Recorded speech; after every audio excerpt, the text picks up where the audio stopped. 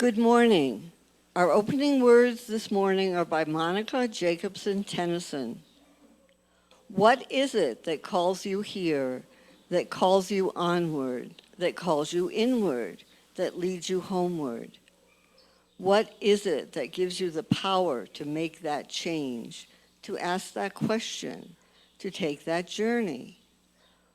What is it that says you have done well, that asks you to learn more, that brings you to stillness, that holds you up in hard times? It's relationship, the beating heart of our faith. It begins when we share this hour, our truths, this air, our hearts. Come, let us worship together. And so I just want to welcome you with live from Fellowship Hall. It's our LCUUF Sunday service. Our announcements were on the slideshow before the service. If you didn't see them, no worry. They'll be sent by email the next day or so. A few notes. Our building is now open. We will continue to offer our services on Zoom, even as we welcome people to the building. We ask people here to be fully vaccinated and to continue to wear masks in the building to better protect those who are immunocompromised. Next week, on the 17th, we'll be having a special service with a speaker from Houston, Karen Carlson. She's a male to female trans woman, and she'll speak on the topic of coming out as trans. And now, a special welcome to our visitors. If you are visiting with us for the first time or have returned or reconnected with us after a long absence, we invite you to say your name, tell us where you're from. If you're on Zoom, use the Zoom raise hand feature or just turn on your video and wave your hand, and we'll ask you to unmute.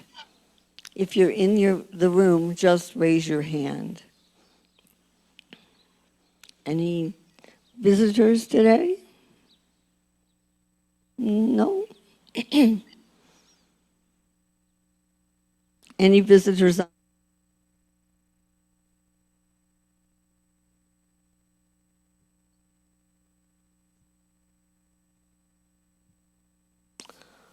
Okay.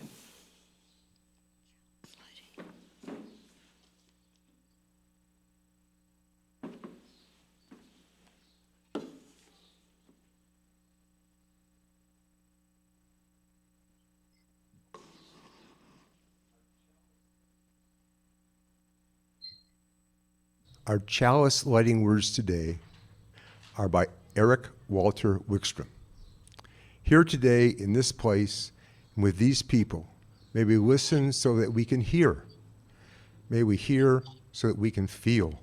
May we feel so that we can know, and may we know so that we can change ourselves and this world. May this chalice we light our way.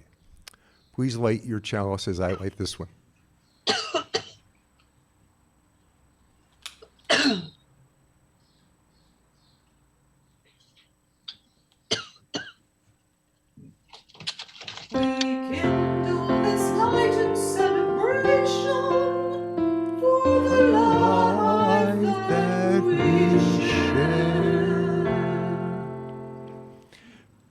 Please join in on our opening hymn, Morning Has Broken.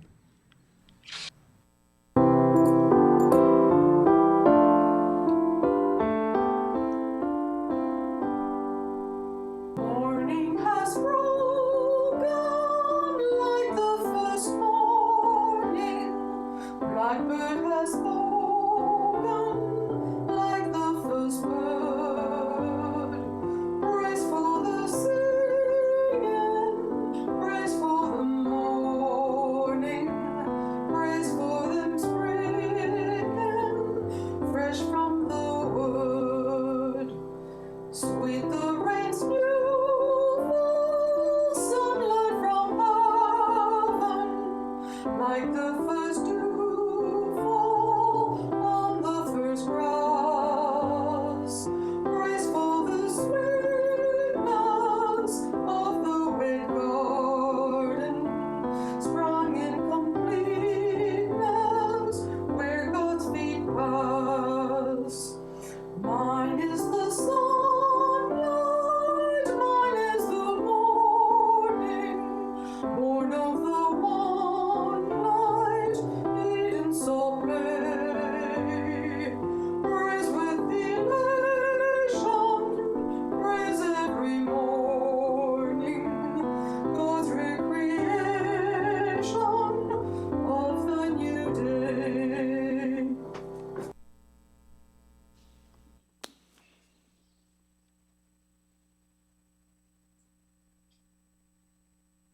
Each week, we take time to remind ourselves that we belong to a community which cares for each other. We do this by sharing any significant joys or sorrows in our lives. If you have a joy or sorrow to share today, you can type it in the chat now, and we'll read those aloud. First, let us voice our sorrows or concerns, whatever you or the world may be holding that is in need of our healing and caring thoughts. You are welcome to type joys and sorrows and concerns into the chat box. First, we'll start with people here in the room. Are there any joys or concerns from people you would like to share?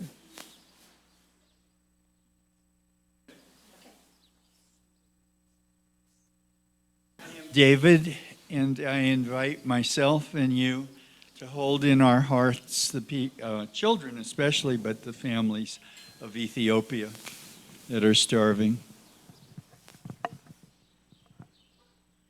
Okay. Candy, I'm going to turn around so people can. I have two sorrows. I lost two family members this week. One was a suicide, Maye in Monterrey, my relative. He's only 42, and he left behind 3 children. And then my niece, her boyfriend took her life in Indiana, and she was 25. So please light candles for Maye and also PJ. I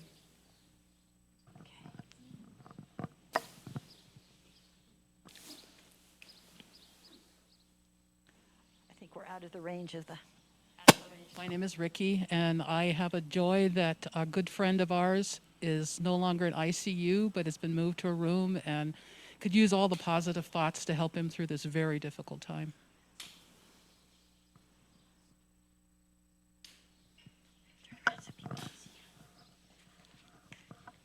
I'm Heidi, and I want to remember the people in our immediate community who in this last week have had a tremendous amount of hardship by losing what little they have through the mudslides and the terrible rains. So let's keep them in our heart and do what we can to help them.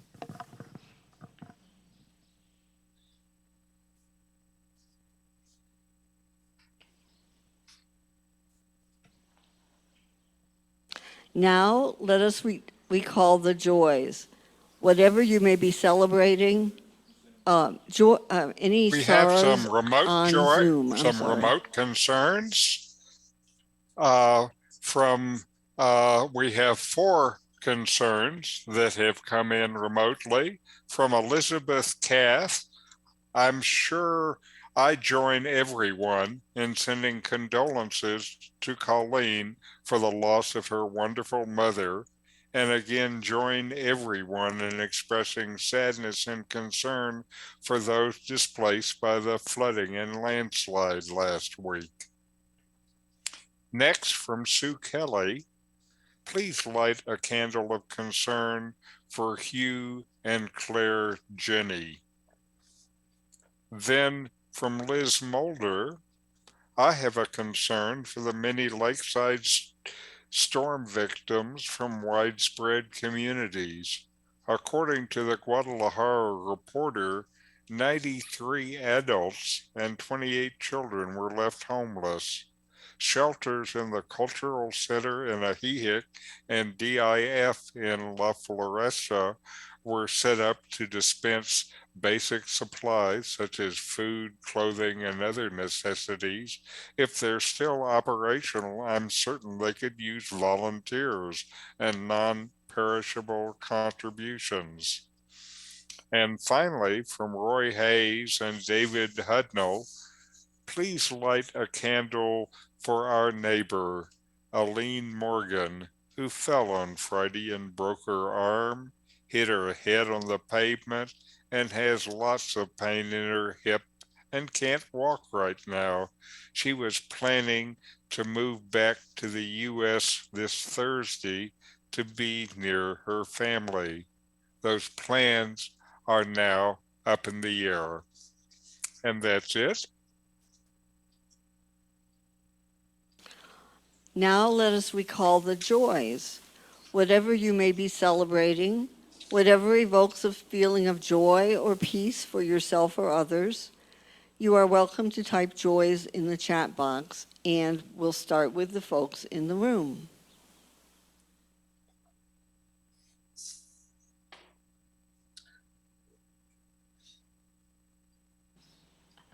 Hi, I'm Colleen Beery. I just want to express a joy that I've felt so surrounded by friends and family with support. It's been great to feel that.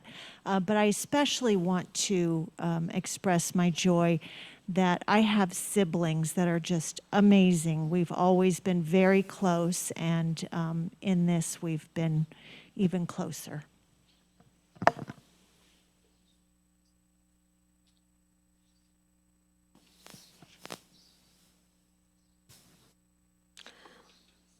One more.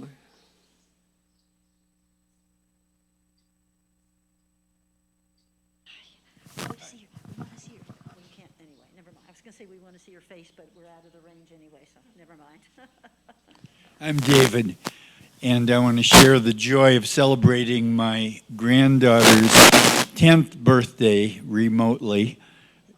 She is with her family at Disneyland as we speak.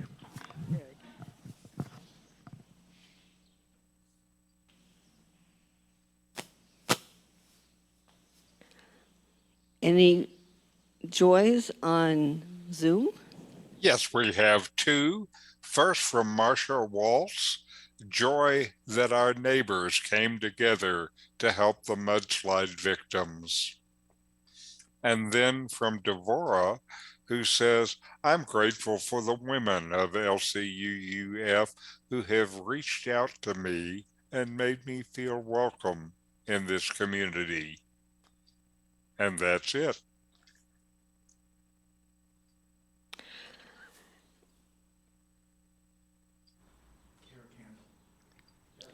Yeah. Our care team represents those sorrows that are too raw, too difficult for us to share out loud. So many of us have had losses, partners, children, grandchildren, losses that remain present with us every day. So many of us have burdens, anger, fear, and frustrations. All of these things that weigh heavy on our hearts. We will light this candle for all those unspoken sorrows.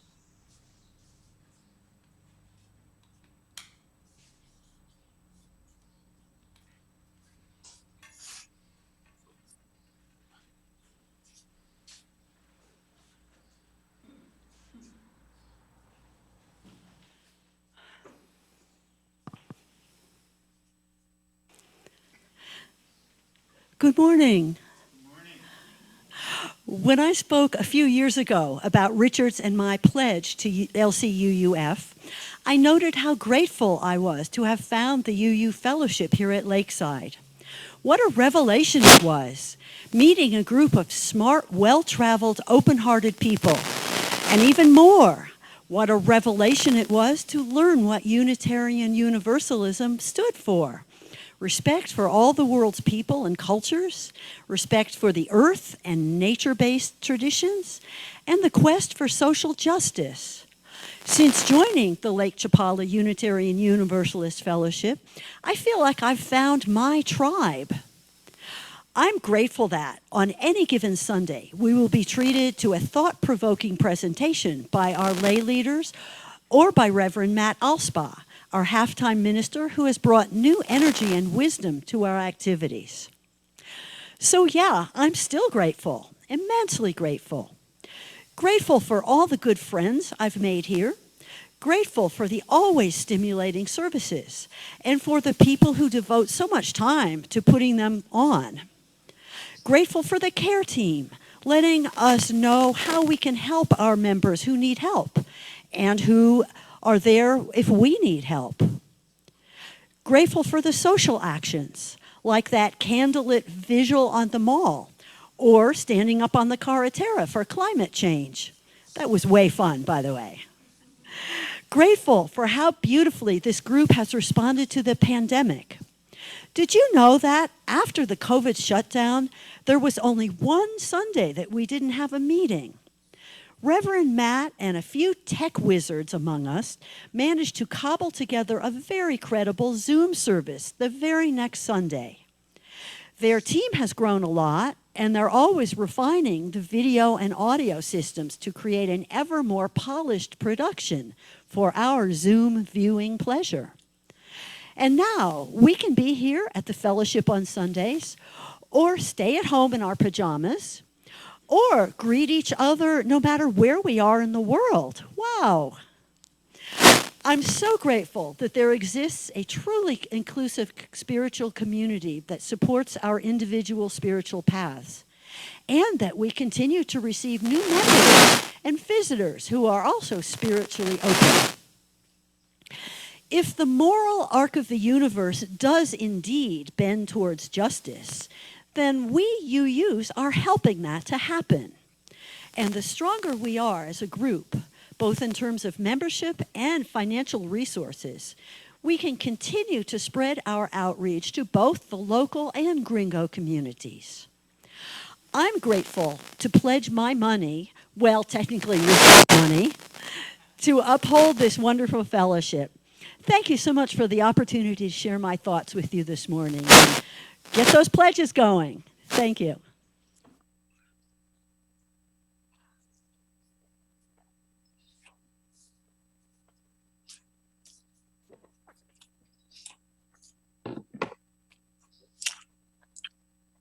We're now in a time of our service for a time of meditation.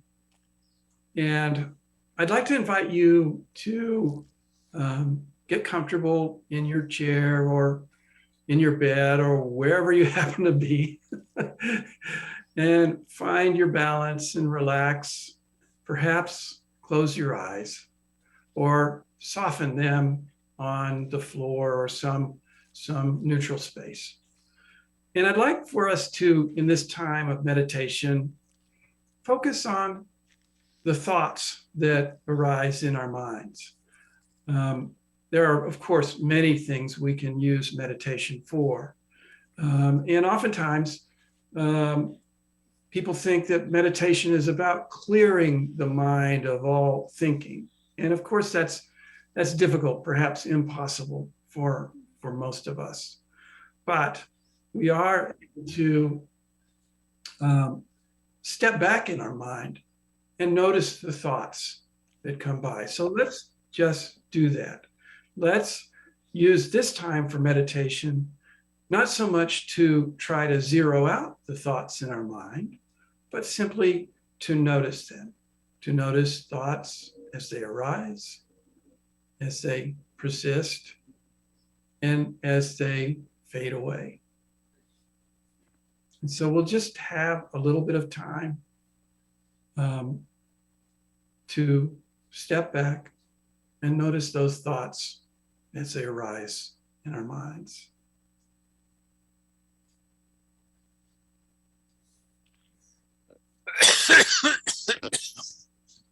And it may be that a good analogy for this is a clear blue sky, the sort of empty mind in which clouds arise, form, float by, dissipate.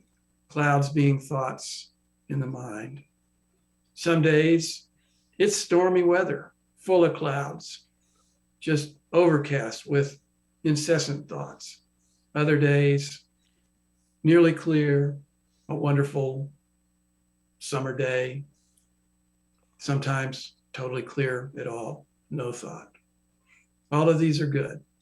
Nothing wrong with any of them.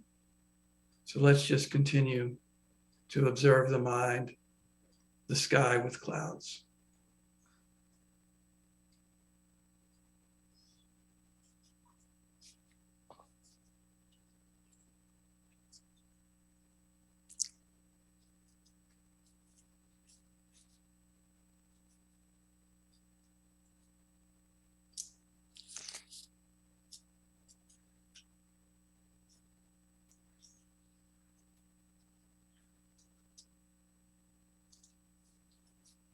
And let us return to this time now to be together with one another. Blessed be.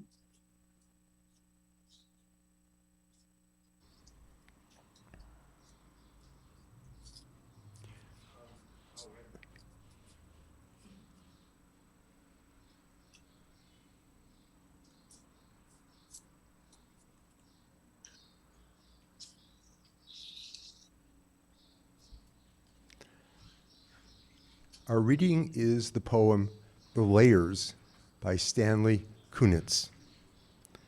I have walked through many lives, some of them my own, and I am not who I was, though some principles of being abides, from which I struggle not to stray.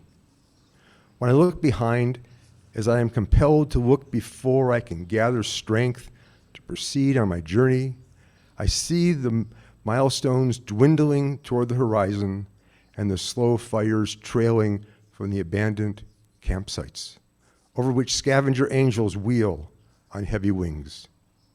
Oh, I have made myself a tribe out of my true affections, and my tribe is scattered. How can the heart be reconciled to the feasts of losses? In a rising wind, the manic dust of my friends, those who fell along the way, bitterly stings my face. Yet I turn, exalted somewhat, with my will intact to go wherever I need to go, and every stone on the road precious to me. In my darkest night, when the moon has covered and I have roamed through the wreckage, a nimbus-clouded voice directs me, live in layers, not on the litter. Though I lack the art to decipher it, no doubt the next chapter in my book of transformations is already written. I am not done with my changes.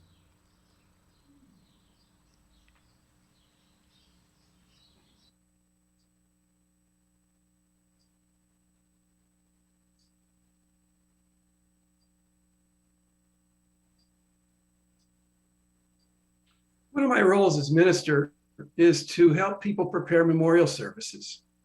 Usually these services include a eulogy, and usually I write these. It's part of my job description.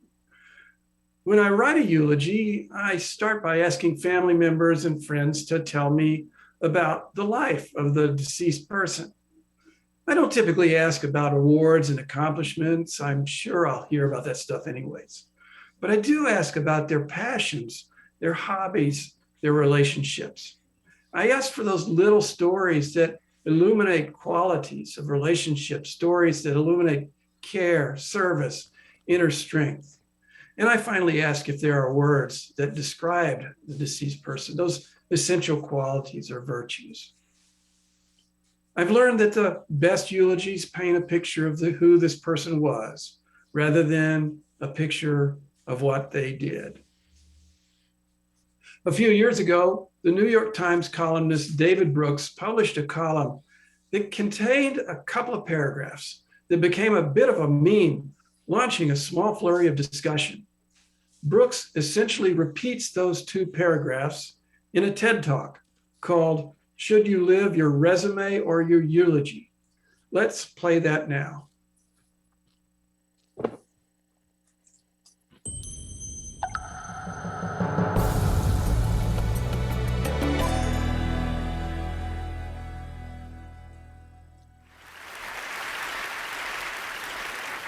So I've been thinking about the difference between resume virtues and the eulogy virtues.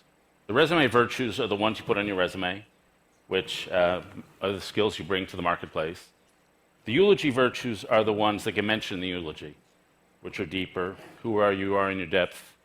What is the nature of your relationships? Are you bold, loving, dependable, consistency? And most of us, including me, would say that the eulogy virtues are the more important of the virtues. But at least in my case, are they the ones that I think about the most? And the answer is no.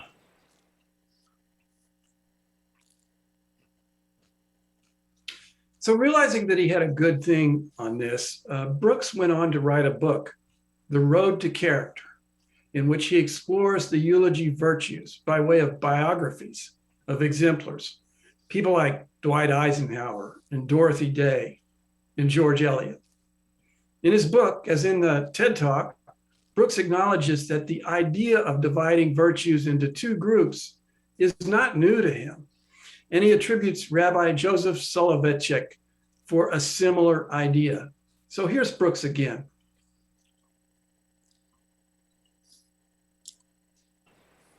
So I've been thinking about that problem, and a thinker who's helped me think about it is a guy named Joseph Soloveitchik, who was a rabbi who wrote a book called The Lonely Man of Faith in 1965. Soloveitchik said there are two sides of our natures, which he called Adam 1 and Adam 2. Adam 1 is the worldly, ambitious, external side of our nature. He wants to build, create companies, create innovation. Adam 2 is the humble side of our nature. Adam 2 not only to do good, but to be good, to live in a way internally that honors God, creation, and our possibilities. Adam 1 wants to conquer the world. Adam 2 wants to hear a calling and obey the world. Adam 1 savors accomplishment. Adam 2 savors inner consistency and strength. Adam 1 asks how things work. Adam 2 asks why we're here. Adam 1's motto is success. Adam 2's motto is love, redemption, and return. Now, I found Joseph Soloveitchik's idea a little bit too dualistic, too binary for my taste. Can I say it? It just seemed too preachy for me. But even so, I don't disagree with the observation that we could perhaps divide our virtues roughly into two groups, those resume virtues and the eulogy virtues. I mean, I find the distinction between resume virtues and eulogy virtues a valid one, but I felt like there was a deeper story here. So I was delighted to find another rather longish article by Arthur Brooks in Atlantic Magazine, which expanded the resume versus eulogy virtues idea. Now, the article was titled, "Your Professional Decline is Coming Much Sooner Than You Think." In fact, I got the two Brookses mixed up, and it took me a while to figure out that they were actually two different writers.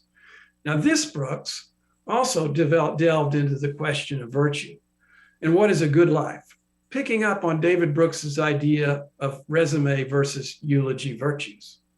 Arthur Brooks got interested in this topic, he says, because of something that happened to him on an airplane. I'll let him tell the story.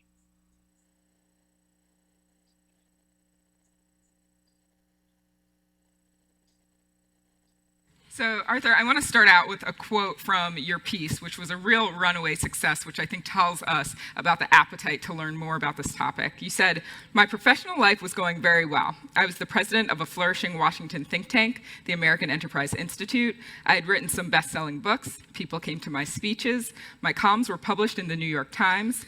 But I had started to wonder, can I really keep this going?" I want to understand what prompted you to ask that question. That was about 4.5 years ago, and I was, things were going pretty well in my life, in my professional life. I've been always happy in my family life, thank goodness. But at that time, I was traveling a lot, and I had this experience where I was on a plane at night, and it was dark, and I heard a couple behind me. I could tell by their voices they sounded like an elderly couple behind me. And I couldn't quite make out the man's words, but I could hear the woman's words. I assumed that they were a married couple. I just made this assumption. And I heard him mumble, mumble, mumble. And then she said, "Oh, don't say it would be better if you were dead." I thought, ooh. And then I was kind of morbidly fixed on this. I was listening. I wasn't trying to eavesdrop, but I couldn't help it. And it went on like this for 20 minutes. No, it's not true that you have nothing to add. It was going on and on and on. It's like, wow. And I got a little biography. I'm a social scientist, and so I sort of tell stories. And I got a little biography of him into my head. This is somebody who's probably disappointed with how his life has turned out, maybe the businesses he didn't start, or the education he didn't pursue, or the promotions he didn't get. And his wife is consoling him. And the lights went on. We landed at Dulles Airport in Washington, and everybody stood up, and I turned around, and he was one of the most famous men in America. This was somebody I have idolized since I was a kid. And I don't know him, but everybody knows him.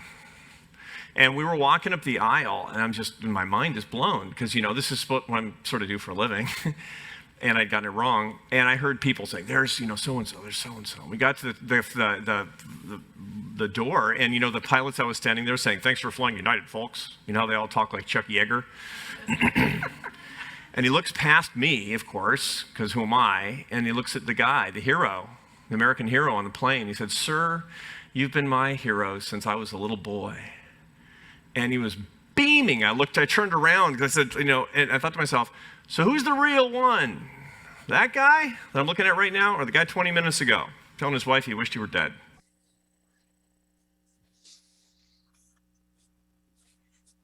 So Arthur Brooks began looking for research in this area. He started with a question of happiness. Brooks discovers that human happiness, at least for people in the developed Western world, follows a typical pattern as we age.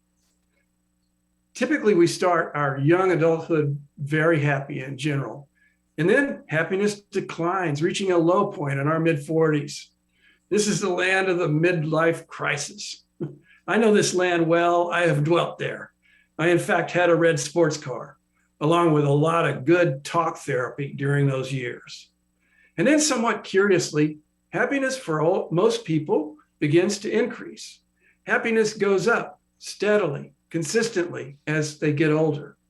So the happiness curve has a characteristic bathtub shape, high at the beginning and end, low in the middle. Now, the reason for this is somewhat complex. In the early part of our adulthood, our happiness is generally high as we gain freedom, as we make life choices. We make career choices, choices about partners, housing, children. And later, as we experience the inevitable setbacks, the field of choice narrows, and the gap between our expectations for our life and the reality of life begins to widen, and we become less happy. But the theory goes, as we bottom out in our happiness, so too are we dialing back our expectations. We begin to accept that we're not going to find that cure for cancer, or write that breakthrough novel, or raise perfect children. Really, the gap between expectation and reality closes. To put it bluntly, we settle. And so into our 50s and onwards, overall life satisfaction begins to increase. Even with the limitations of chronic health problems associated with aging, people in general begin to become more happy as they age. But there are complications. If you are told as a child that you are highly gifted in some way, you are likely to be less happy as you age. It seems that having been labeled as gifted, we put unreasonable expectations for success on ourselves and hang on to those unreasonable expectations longer than other people do. I wonder how this lands for many of you. I know that for me, school was very easy, and I didn't have to work hard to achieve straight A performance in the not very competitive schools of Houston, Texas. This set me up for difficulties when my world widened beyond exams and essays, and actual hard work was called for, continuous work over time periods measured in years, not semesters. And I'm not even talking about the ongoing hard work of interpersonal relationships in the real world. The bigger complication is that if we stay focused on the abilities that have brought us success in our younger years, we may be in for some hard times in our later years. I think this is the essence of the airplane conversation that Arthur Brooks overheard. It's a rare person that is able to be productive and successful in the latter part of their life using skills that worked for them in their early years. Now, this is quite obvious with athletes, as Arthur Brooks points out. But it's also true for mathematicians and scientists and writers too. Brooks points to a study of Nobel Prize winners in science, which showed that the most prolific age for such prize-winning works was the late 30s. Similarly, a majority of successful startup companies have founders under age 40 or 50. Poets peak in their 40s, and fiction writers by their 50s. So what's a motivated person to do? Can people stave off inevitable professional decline? Some people keep trying to hold on to whatever successes they've had, but there's a risk. We may become like the man on the airplane, constantly worrying that we will be passed by, because ultimately we will be passed by. So what to do? Let me quote Arthur Brooks. A potential answer lies in the work of the British psychologist Raymond Cattell, who in the early 1940s introduced the concepts of fluid and crystallized intelligence. Cattell defined fluid intelligence as the ability to reason, to analyze and solve problems, what we commonly think of as raw intellectual power. Innovators typically have an abundance of fluid intelligence. It is highest relatively early in adulthood and diminishes starting in one's 30s and 40s. That's why tech entrepreneurs, for example, do well so early and why older people have such a hard time innovating. Crystallized intelligence, he goes on, in contrast, is the ability to use knowledge gained in the past. Think of it as possessing a vast library of understanding and how to use it. It is the essence of wisdom, because crystallized intelligence relies on an accumulating stock of knowledge. It tends to increase through one's 40s and does not diminish until very late in life, end quote. So, while fluid intelligence, the flow of knowledge, declines as we age, crystallized intelligence, that overall quantity of intelligence, increases as we age. Here's Arthur Brooks talking about one of the results of this shift. There was a long time when people thought that the reason you have a harder time coming up with names when you're getting older is because there's some structural deficit in the brain. That turns out to be almost certainly wrong. The mind, the brain, works like a library. And as you get older, it's a bigger and bigger library. So when you're a kid, you know, my kids are in their early 20s, and I ask them to recall a fact, well, they got like 6 books behind the counter, right? You ask me, I got to send the librarian to the back of the stacks to look it up. And, you know, she's not that fast. So this is the important thing to keep in mind. Now, this also has a huge lesson in it because the library has space, and you can fill it with junk or you can fill it with good stuff. The argument about asking your kids to read more books and play fewer video games might very well be that or watching less TV, is that whatever you do is going to go into your library. And you're going to have a whole bunch of easy at hand references when you're 78 years old to, you know, sitcoms that we all watched in the 70s. That's pretty depressing. Read more books, because that's what's going to go into the library and enhance your crystallized intelligence, your wisdom. That's your teaching ability, your synthetic ability, your ability to explain things. So stop trying to write the seminal paper or come up with a brilliant new idea. Move to teaching people, to becoming a mentor, and to synthesizing ideas into meta ideas that people can understand. That's your comparative advantage, and young people can't touch you if you do that right. So yeah, let's hear it for old people. Yeah.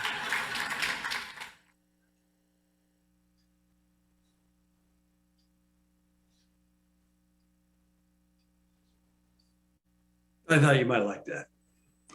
Many of us have had careers that depend largely on fluid intelligence, and our output peaks before our career ends. But some activities depend on crystallized intelligence, and we can do those activities well late into life. In particular, teaching and working with and serving others, these tend to call on crystallized intelligence. Admittedly, I see my career transition into ministry as an unwitting shift from fluid to crystallized intelligence. In his search for wisdom about his true self, Arthur Brooks says this: "What I need to do, in effect, is to stop seeing my life as a canvas to fill and start seeing it more as a block of marble to chip away at and shape something out of. I need a reverse bucket list. My goal for each year of the rest of my life should be to throw out things, obligations, and relationships until I can clearly see my refined self in its best form." So Matt again, a reverse bucket list. I kind of like that idea. Having witnessed some bad endings by dying relatives who left behind hordes of material goods, much trash, scant treasure, to sort out the worst, or worse, they left behind tangles of relationship problems. I'd very much like to leave little in excess when I go. Arthur Brooks goes deeper. In that search for wisdom, he travels to India and hooks up with a guru who tells him about the classic stages of life, or ashramas, that are described in Hinduism. According to the 3,000-year-old Hindu Vedic texts, one's life can be divided into 4 stages or seasons. The first is brahmacharya, or childhood and youth. This stage is a time of learning and spiritual training. The second stage is grihastha, or the householder stage. This is a time of career as well as marriage and raising a family. Ideally, during this stage, one also begins to offer service to the community. The third stage is vanaprastha, or retirement. Here, one gives back to life the wisdom and material resources that are acquired in the second phase. One focuses on selfless service to their family and to others around them, and also on facing the reality that our bodies are beginning to decline. Finally, in this tradition comes the 4th stage, sannyasa, or renunciation. This is the time to hand off any remaining possessions and to go into the forest or into the monastery. This is a stage of complete detachment from the world. Admittedly, this description is somewhat patriarchal because it describes only the lives of men, or for that matter, those men who are in a position to retire and step away from the material world. Brooks sees these stages loosely as good models for our own lives. He says, even if sitting in a cave at age 75 isn't your ambition, the point should still be clear. As we age, we should resist the conventional lures of success in order to focus on more transcendently important things.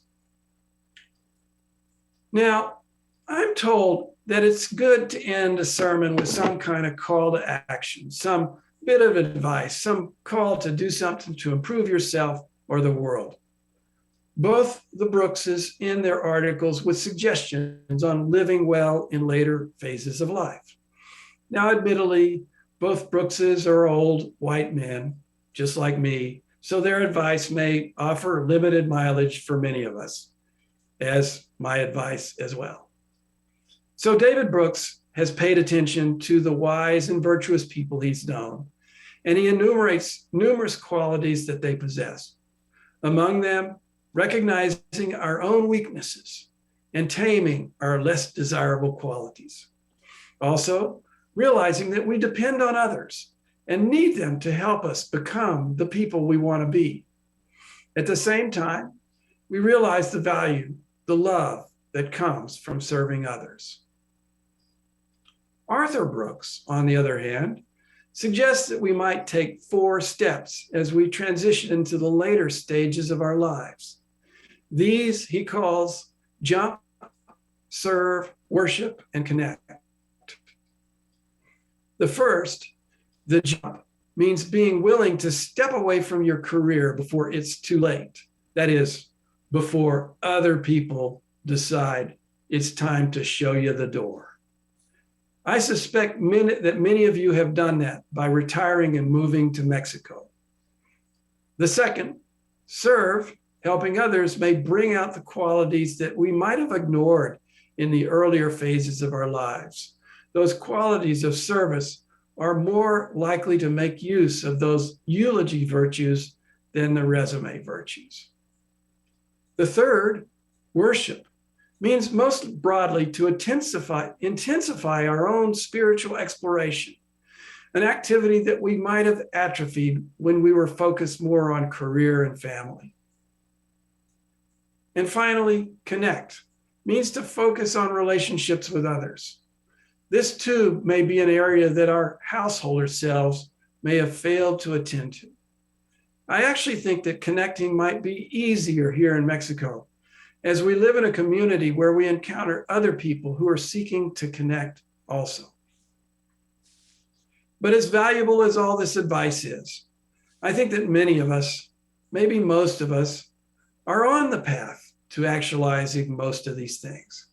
I think a great many of us have figured out our own calls to action, and we've done a pretty good job of creating lives in elderhood on our own. However, this advice may also be helpful to share with others around us, our children and grandchildren, our friends who may still be confronting the early stages of life, or for that matter, the depression of midlife.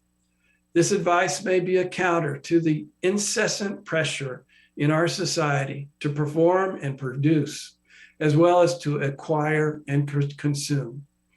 It's easy in our culture for people to get stuck, focusing on the eulogy virtues rather than the resume virtues may help us break out of that stuckness. Stanley Kunitz, who was twice the American Poet Laureate, wrote the poem we heard earlier, The Layers, very late in his life. The seed for that poem came to him in a dream in which he dreamt of a dark cloud that spoke these words to him: live in the layers, not on the litter.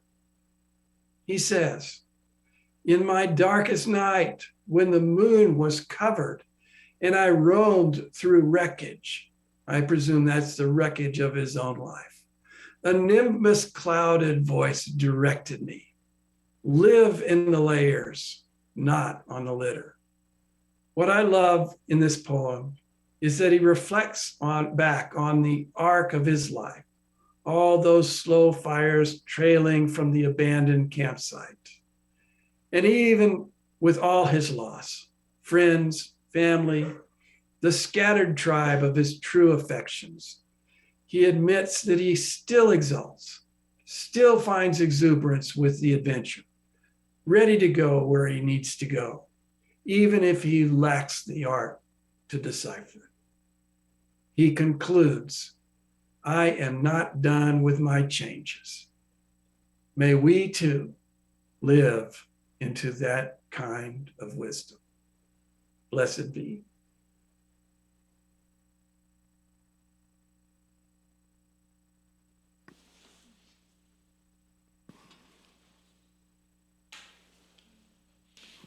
This is a time in our service when we ask that you remember that we share our gifts here through pledging and donations. Instructions for payments to the fellowship are on a slide during the announcements before the service every week. For the people here, we'll pass the basket. And while you are considering your gifts to the fellowship, remember that each month, LCUUF donates 5,000 pesos or more to an organization providing food aid in the Lakeside community. For the month of October, we've been supporting Food Bank Lakeside. Food Bank Lakeside has given out thousands of dispenses, bags of food and necessities to hundreds of poor families in the Lakeside area. When you pay your pledge, please add something for the share the basket, as you used to add pesos, or you do if you're here. You can donate in the same way that you pay your pledge, but please share the basket separately, or indicate what part of your donation goes to share the basket. Your offerings are gratefully received.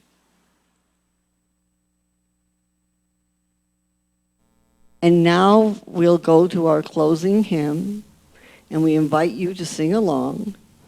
Our closing hymn is Go Lifted Up. We will sing through this twice.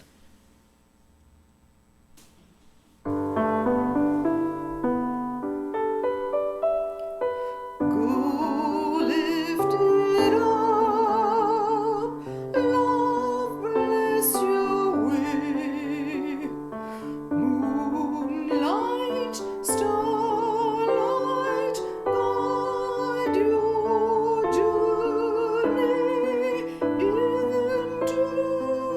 peace.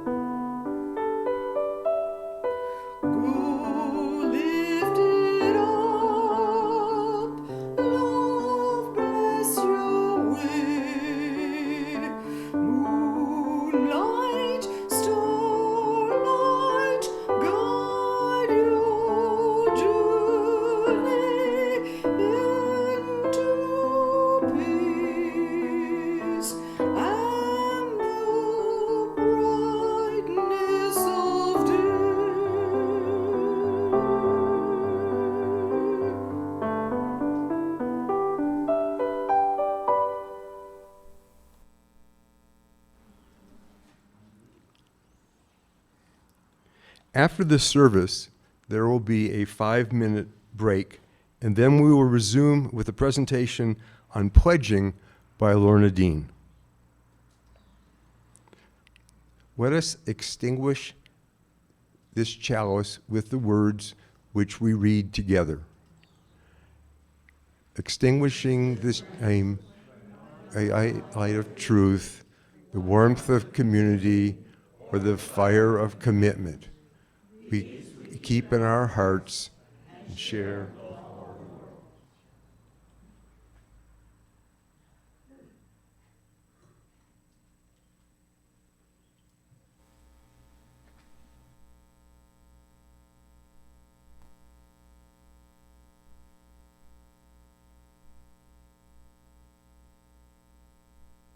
Go lifted up. May love bless your way. Continue to live your virtuous life. Offer up wisdom and joy as you care for everyone around you.